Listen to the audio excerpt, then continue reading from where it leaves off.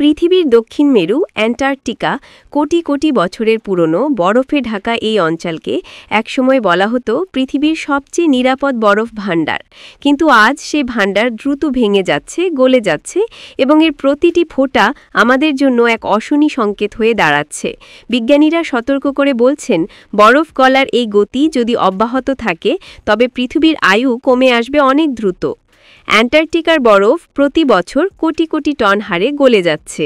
সাম্প্রতিক গবেষণা বলছে গত ৩০ বছরে বরফ গলার হার ৩ গুণ বেড়েছে।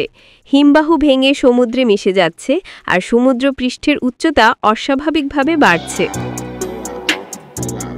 এখনকার হিসেব অনুযায়ী যদি অ্যান্টার্কটিকার বরফের অর্ধেকও গলে যায় তবে সমুদ্র পৃষ্ঠ প্রায় ৬০ মিটার পর্যন্ত উঁচু হয়ে উঠতে পারে।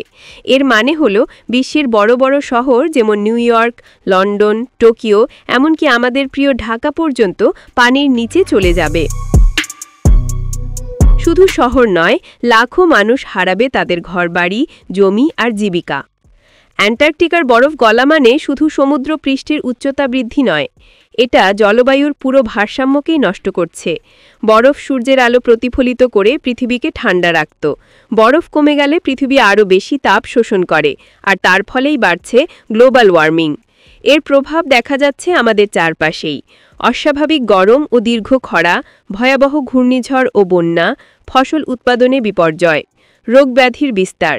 বিশেষ করে উপকূলীয় দেশগুলো সবচেয়ে বেশি ক্ষতিগ্রস্ত হচ্ছে। বাংলাদেশের মতো ঘন বসতিপূর্ণ দেশ সরাসরি এই সংকটের মুখে রয়েছে। লক্ষ লক্ষ মানুষ হয়তো জলবায়ু শরণার্থী হয়ে পড়বে আগামী কয়েক দশকের মধ্যেই।